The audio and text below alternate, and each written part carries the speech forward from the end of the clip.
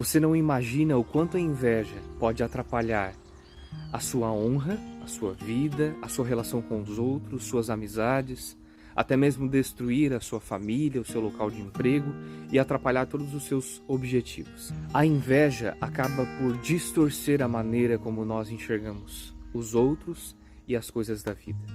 A inveja não é senão a tristeza desordenada pelo bem alheio.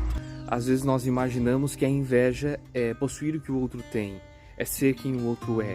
Na verdade, Santo Tomás vai a fundo e ele diz que a inveja é um tipo de tristeza. Você se entristece com o ganho do outro, você se entristece com o bem do outro. E Santo Tomás considera a inveja como uma filha direta da soberba, e a soberba é o desejo desordenado da própria excelência, ou seja, quando o outro tem algum ganho, alguma excelência, alguma glória em si mesmo, de alguma conquista, de algo que ele é, o invejoso considera aquilo do outro como um mal pessoal, uma ofensa, um risco à sua própria glória. Ele não consegue enxergar algo do outro como sendo do outro, ele já acha que aquilo é um risco para ele mesmo.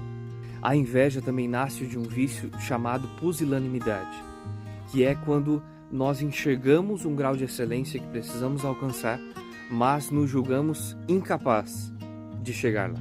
E aí no processo da inveja, Santo Tomás vai definir algumas etapas: início, meio e fim. No início, o invejoso ele vai internamente, com argumentos, com articulações, denegrindo o bem do outro.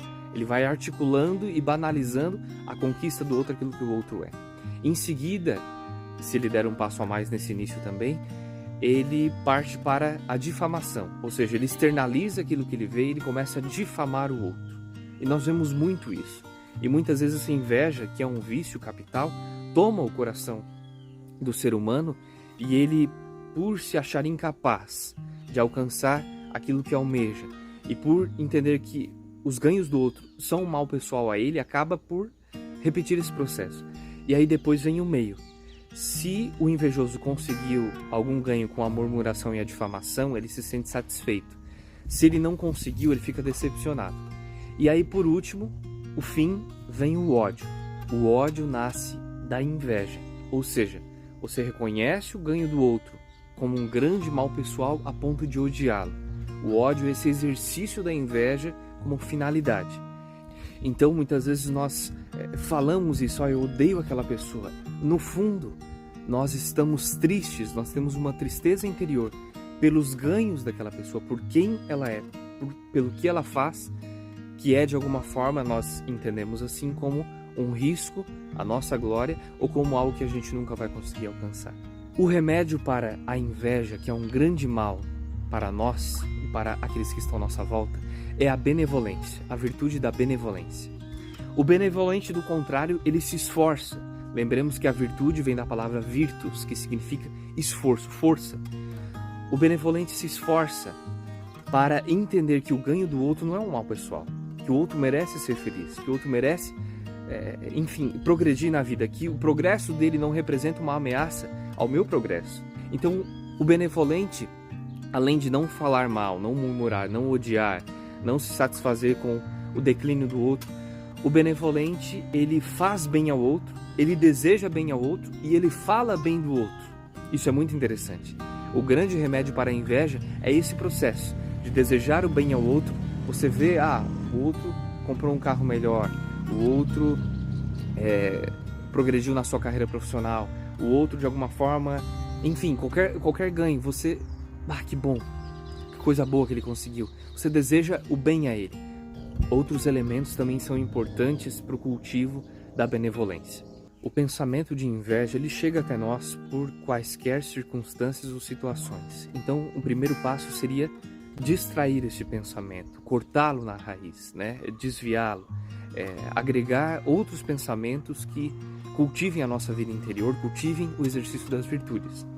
Porque se nós tentarmos entender todo o ato de inveja, tudo aquilo que provém como consequência da inveja, ela se origina no pensamento, no cultivo. A gente vai alimentando essa sensação de ameaça que o ganho do outro nos traz, que a pusilanimidade nos proporciona, e aí nós vamos aos poucos exercendo este vício. Ou seja, o primeiro passo seria cortar o pensamento. O segundo passo, entender e refletir que o outro merece o seu ganho, e que o bem do outro não representa uma ameaça a nós. E aquilo que nós já comentamos, desejar, fazer e falar bem do outro e do seu ganho. Isso é um passo, é um grande remédio para nós entendermos que a glória não pertence só a nós. E a glória aqui que se diz é no sentido de que os ganhos, os bens que nós temos, né? O bem a que nós nos referimos não é só o bem material, mas aquilo que nos agrega de alguma forma, as nossas conquistas, aquilo que nós somos. Então, isso tudo não é uma ameaça a nós, e que o outro merece também ser feliz e ter as suas conquistas. E por último, não menos importante, que o ganho, o bem, a excelência do outro, sirva não como uma ameaça, mas como uma inspiração, como um modelo para que nós possamos não superar o outro, mas superarmos a nós mesmos. Ou seja, em vez de aquilo ser um risco para nós, que se torna uma inspiração, um modelo. E nisso, se a gente for analisar racionalmente, de maneira prática, o exercício da benevolência, a prática da benevolência, traz uma saúde emocional, uma harmonia, um ar de paz, de tranquilidade, de bondade muito maior para a nossa vida, para aqueles que estão à nossa volta, para a nossa empresa, a nossa família. A inveja corrói no fundo a finalidade de todas as virtudes, que é o exercício da caridade, é chegar à virtude máxima, que é o amor desapegado, o amor que se entrega. E a inveja, na sua essência, ela corta esta finalidade, porque ela não pensa no amor ao outro, ela não pensa em ver o crescimento do outro, nesse amor de entrega, ela está pensando em si, na perda que vai ter com o ganho, com o crescimento do outro. Por isso nos esforcemos para combater desde os pensamentos a inveja que nos chega e o exercício dela, e cultivemos a benevolência. Naturalmente nós vamos ver que as outras pessoas vão mudar muito à nossa volta. Às vezes algumas pessoas se afastam de nós por isso, pela nossa prática, até muitas vezes inconsciente da inveja. E a partir do momento que nós nos decidimos pela benevolência, a nossa vida, as coisas à nossa volta vão ter um ar muito mais leve, muito mais agradável e de muito mais bondade. Até breve.